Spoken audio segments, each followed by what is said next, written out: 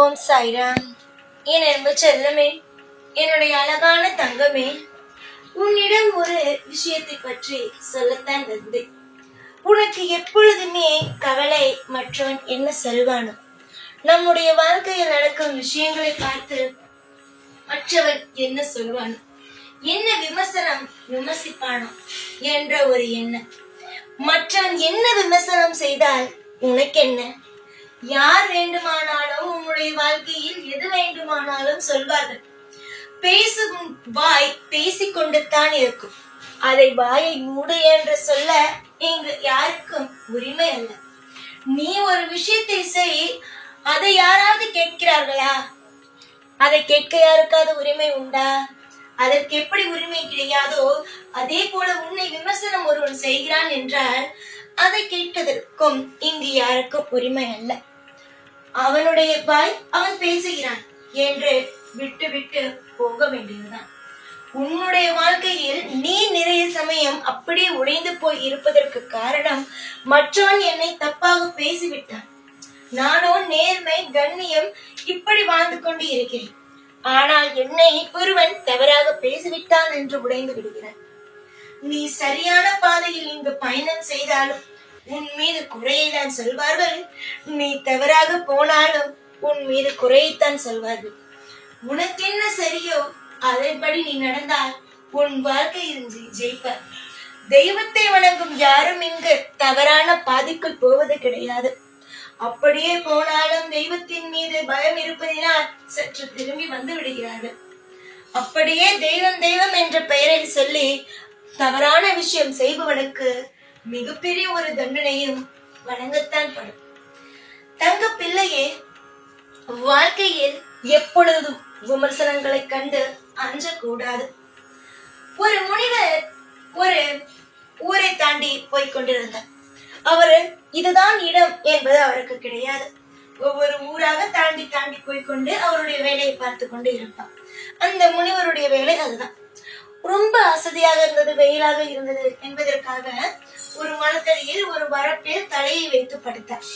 அப்பொழுது இரண்டு பெண்மணிகள் வந்தார்கள். அந்த வரப்பை தாண்டி போகும் பொழுது ஒரு பெண்மணி சொன்னார், இவர் பெரிய முனிவர், இவர் காலில் ஆசீர்வாதம் வாங்கிவிட்டு நம்ம போகலாம் அப்படின்னு. அதுக்கு இன்னொரு பெண்மணி சொன்னார்கள், ஐயா, இவரெல்லாம் பெரிய சாமி கிடையாது, இவருக்கு பார் தலைக்கு வரப்பு கேட்கிறது, பெரிய சாமியாக இருந்தால் எதற்குமே ஆசைப்பட மாட்டார் என்று சொன்னார்கள். இவருக்கு அப்பொழுதுதான் புரிந்தது, ஐயோ தலைக்கு தலகாணி மாதிரி ஒண்ணு வச்சுக்க ஆசைப்படணும், நம்ம அப்படிலாம் ஆசைப்படக்கூடாதுன்னு இறங்கி சாதாரணமா தரையில படுத்தாரு. திரும்பி வரும்பொழுது அதே படுத்துட்டாரு. திரும்பி இந்த ரெண்டு பெண்மணிகளும் வராங்க.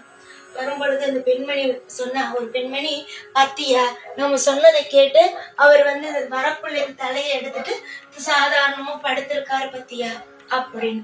அதுக்கு திருப்பி அந்த இன்னொரு பெண்மணி சொன்னா, அடையேண்டி நீ எப்படி எல்லாம் நினைக்கிற, நம்ம என்ன பேசுறோம் அப்படிங்கறத கேட்டுக்கிட்டே தான் அந்த ஆள் படுத்திருக்காரு, அவர் முனிவர்லாம் கிடையாது, ஒட்டு கேக்குறாரு, ஒட்டு எந்த தெய்வமோ எந்த முனிவரோ இவங்க இதுதான் பேசுறாங்க அதுதான் பேசுறாங்கன்னு கேட்க மாட்டாங்க அப்படின்னு.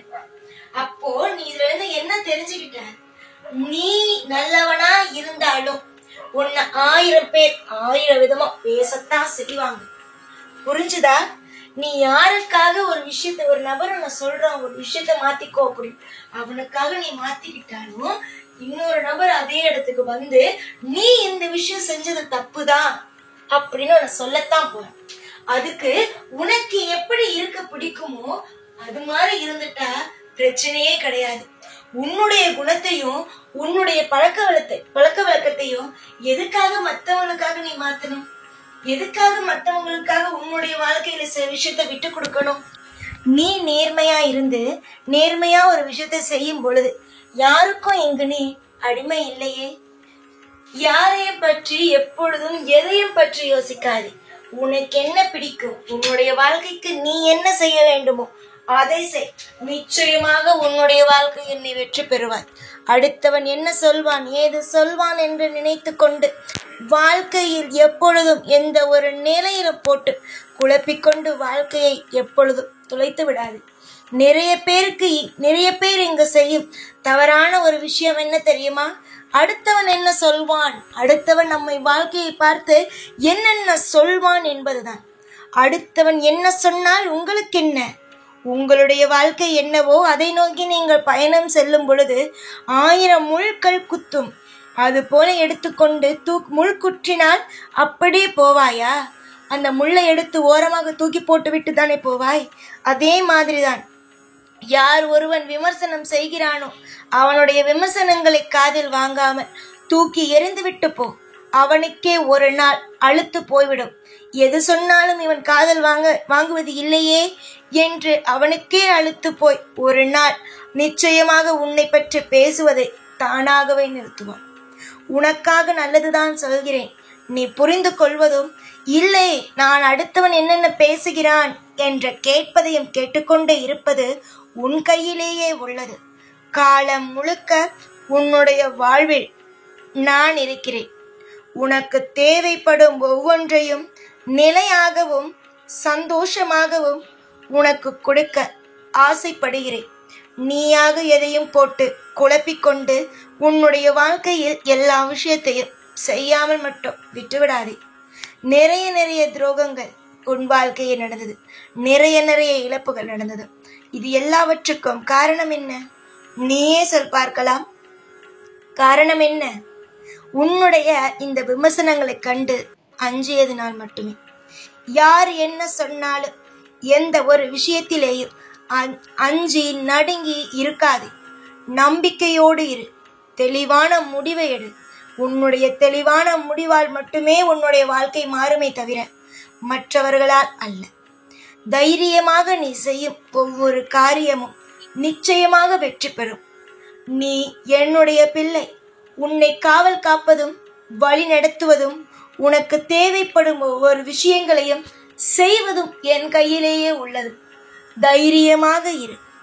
எப்பொழுதும் எல்லா நாளும் உனக்காகவும் உன் குடும்பத்திற்காகவும் என்னென்ன விஷயங்களை செய்து கொடுத்து வாழ வைக்க வேண்டுமோ அனைத்தையும் செய்து கொடுப்பேன். ஒரு முறை கூட உன்னுடைய வாழ்க்கையில் உன்னை தத்தளிக்க விடவே மாட்டேன். எல்லா நேரத்திலேயும் இந்த சாயின் மீது நம்பிக்கை வை. இந்த சாய் இன்று மட்டுமல்ல, எல்லா நாளும் உனக்கு துணை இருப்பேன். உன்னுடைய வாழ்க்கையில் ஒவ்வொரு நிமிஷத்திலேயும் உனக்கு துணையாக நான் எல்லா விதத்திலும் உனக்கு ஆசீர்வாதங்களை அற்புதங்களையும் செய்து வாழ வைப்பேன். எப்பொழுதும் எல்லா நாளும் உன் கூடவே இருந்து உன்னை வாழ வைப்பேன். இந்த சாய்நான். ஓம் சாய்ராம்.